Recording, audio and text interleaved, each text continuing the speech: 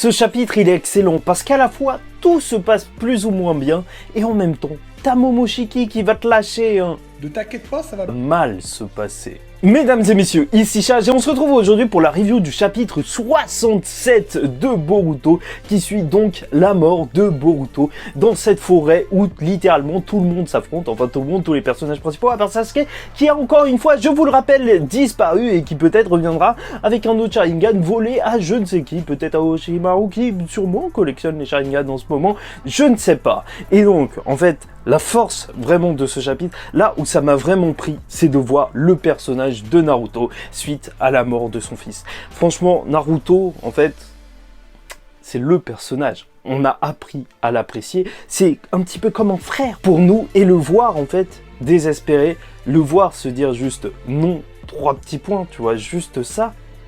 Les cases où il est dépité. Son fils vient de mourir par la main de son autre fils, juste pour le protéger. C'est vraiment très dur et à la fois on comprend totalement Kawaki et c'est ça qui fait vraiment la force de ce chapitre et de l'intrigue en ce moment. En plus Kawaki, je trouve que sa détermination, elle a jamais été aussi explicite. Tu vois qu'il est littéralement inarrêtable et je trouve que justement c'est très bien mis en perspective par Shikamaru. Donc tous ceux qui pensent, parce que j'ai vu qu'il y a beaucoup de personnes qui pensent que Shikamaru en fait il n'a pas vraiment sa place là, je trouve que quand même ses commentaires, tu vois, comme le fait que, tu vois, quand il dit à Naruto, quand même c'est chaud un petit peu, il a tué ton fils, bah justement ça apporte du relief à l'histoire qui nous est racontée, parce que ça force Naruto à se dire que oui, dans tous les cas Kawaki c'est un frère pour Boruto, c'est un membre de sa famille et s'il n'y a personne qui le protège ou qui se dresse en tout cas pour le protéger, alors qui le fera? Franchement tu vois à quel point le personnage de Naruto est noble et à quel point Kawaki est inarrêtable, mais il a quand même raison, Shikamaru sur le fond, ça fait peur de voir un Kawaki aussi déterminé jusqu'à quand même aller tuer son propre frère. Et ça, quand même, c'est plutôt énorme et ça me force le respect à la fois pour Naruto et à la fois pour Kawaki, même si ce qu'il a fait est littéralement horrible. Franchement, ça te met vraiment bien dans l'ambivalence de ce qu'il a réalisé lors de ce chapitre, enfin lors du dernier chapitre, et je trouve ça très réussi. Surtout que au début, t'as Code qui va se dire, oui, Kawaki, là, il est beaucoup trop fort, il va essayer de s'enfuir, et quand tu vois que Kawaki, il ne va pas le laisser, parce que justement, il peut réduire justement les jutsu, et donc ça c'est du génie parce qu'en fait t'as l'impression que en fait il peut tout esquiver parce que déjà il peut absorber les jutsu en tant qu'Ototsuki, mais en plus c'est vrai que même les autres jutsu, bah, il peut juste les réduire. En vrai c'est vrai qu'il est là et il peut annuler presque tout ce qui arrive sur lui. Il est juste énorme Kawaki et le voir justement dire de toute façon, toutes les menaces du 7e Hokage, je ne les laisserai pas passer. Je suis allé jusqu'à tuer mon frère. Alors toi, tu vas pas bouger d'ici.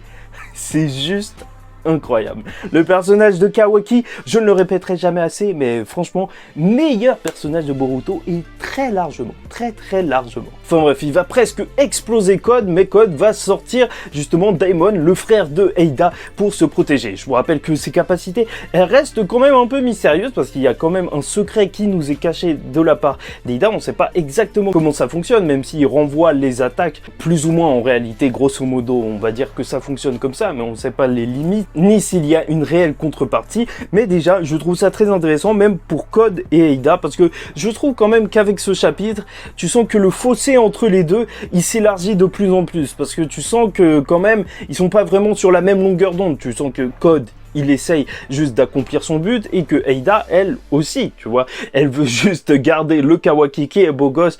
Elle se dit, bah non, tu vas pas le sacrifier, tu vois, parce que s'il y a plus Boruto, c'est dommage pour toi, mais c'est mon mec. Et heureusement pour Kawaki qu'il est beau gosse, parce que sinon, cette histoire pour lui aurait pu très mal se passer. Mais ouais, Code, même lui, tu vois qu'il dit pas oui entièrement à ça et tu sens que justement, ça laisse la place à peut-être un futur conflit entre eux. Mais ce qui est sûr, c'est qu'il dit, c'est qu'il n'a pas la force nécessaire, en tout cas pour l'instant, pour affronter Kawaki, et c'est pour ça qu'il va essayer d'enlever ses limiteurs via Amado. Et même si au début du chapitre, il avait jeté Shikamaru comme n'importe quoi, comme un vieux sac de patates, on peut imaginer qu'il lui a laissé une marque justement pour se téléporter à l'endroit où se trouve Shikamaru, vu qu'il va sûrement parler à Amado, et que c'est Amado qui peut enlever les limiteurs. Alors ça promet d'être intéressant, et au moins, ça justifie encore une fois la présence de Shikamaru. Bon, même si ça aura pas grandement aidé vraiment au final. Mais on garde ça en tête parce que quand même, la dernière page du chapitre, tu sens vraiment qu'il se focalise sur Shikamaru et que c'est son point d'entrée dans le village vu qu'il a aucune autre marque. Après, concernant le retour de Boruto, c'est là que ça va être intéressant. Je te passe les pages où juste les 3 cases où tu vois Naruto qui commence à avoir des larmes. Franchement, vraiment, moi, ça me rend super émotif parce que c'est Naruto.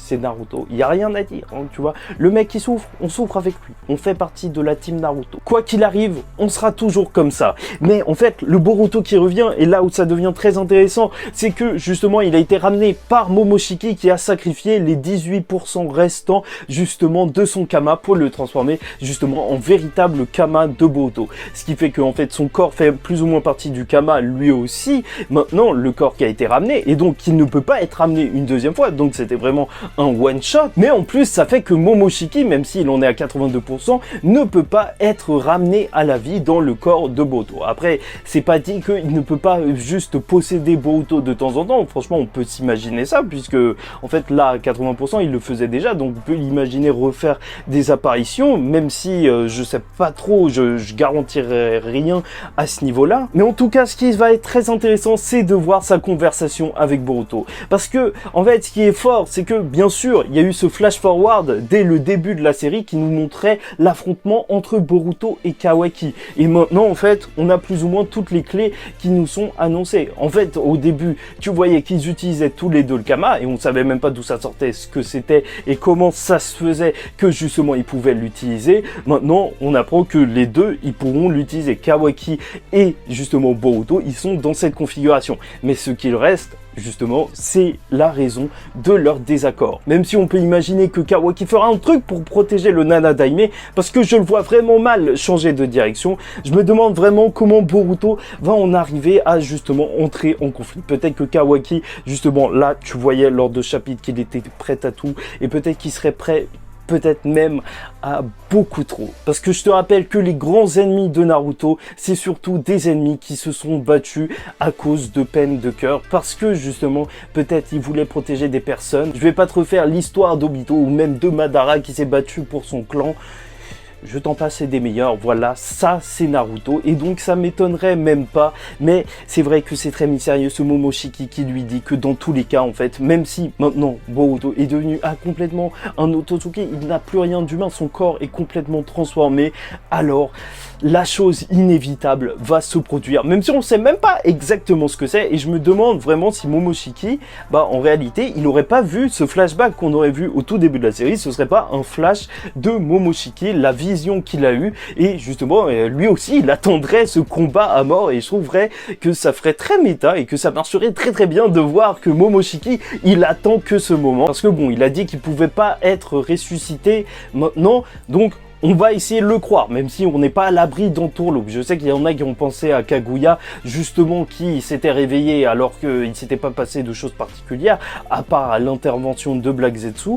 Mais je vous rappelle que elle avait été scellée plus ou moins, enfin, elle, c'est un autre délire, en fait. C'est pour ça qu'elle est ramenée. Alors que là, Momoshiki le dit explicitement, c'est parce que son Kama n'est plus entier, qu'il ne peut plus être ramené. Mais donc, on peut se demander, mais pourquoi il a ressuscité, justement, Boruto, s'il allait mourir dans tous les cas? Et donc, soit on peut penser qu'il a un plan secret, soit il attend que Boruto pose son Kama autre part et que peut-être il puisse justement posséder quelqu'un d'autre, ou même, et là peut-être que ce serait très intéressant, c'est que Momoshiki, ce serait un petit peu le Sukuna du game de Boruto, tu vois, que la relation Naruto-Kurama, c'était quelque chose d'exploité, comme quoi en fait ce démon à queue, en fait, si tu pouvais le comprendre, ça pouvait être quelqu'un de bien, mais là, le Momoshiki, ça a l'air d'être tout l'inverse, et ça se trouve qu'il a juste sauvé Boruto pour son propre plaisir, parce que pour l'instant le mec, t'as juste l'impression qu'il est là, qu'il attend justement l'affrontement et que la vie de Boruto soit complètement détruite en mangeant du popcorn, parce que c'est ça sa vie et qu'il aime ce sadisme, et franchement ça m'étonnerait même pas du personnage. Mais bon voilà, c'est vrai que ça reste très mystérieux. Quant au pouvoir de Boruto et de Kawaki, je pense que maintenant ils sont vraiment à un autre level, et au moins ça permet de les mettre en fait face aux plus grands ennemis à chaque fois. Là on a vraiment eu le passage de flambeau, peut-être forcé entre Sasuke et Naruto qui ont été nerfs lors du dernier arc, et Boruto et Kawaki qu'il a quand même, ils sont à 100%. En vrai, ils ont une puissance de malade mental. J'ai très hâte de voir leur affrontement face à Code lorsqu'ils rentreront dans le village. C'est pour ça que ce chapitre, en fait, il sonne un petit peu comme une fin, sauf qu'en réalité, c'est plus une transition qu'autre chose. Parce que quand ils vont rentrer au village, quand Code, il va commencer à sortir de n'importe où et qu'il va enlever ses limiteurs grâce à Amado, et en plus, on sait toujours pas les intentions d'Amado, alors ça va péter.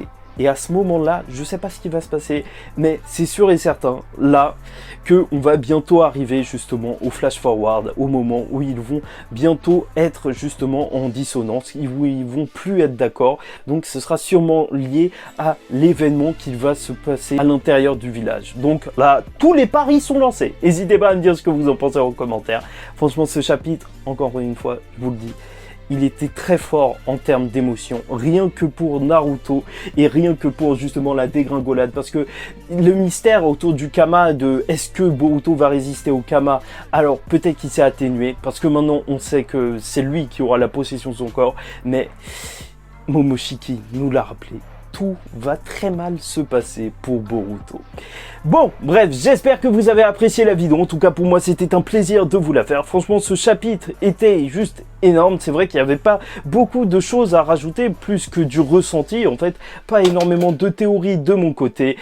Mais voilà, en tout cas, c'était un plaisir. N'hésitez pas à liker ou disliker la vidéo si ça vous a pas plu. Commentez, donnez-moi votre avis en commentaire. Et surtout, abonnez-vous parce que chaque semaine, on parle de Boruto. Et en attendant le mois prochain, en fait, pas chaque semaine, je vous dis ciao tout le monde et surtout, paix sur vous.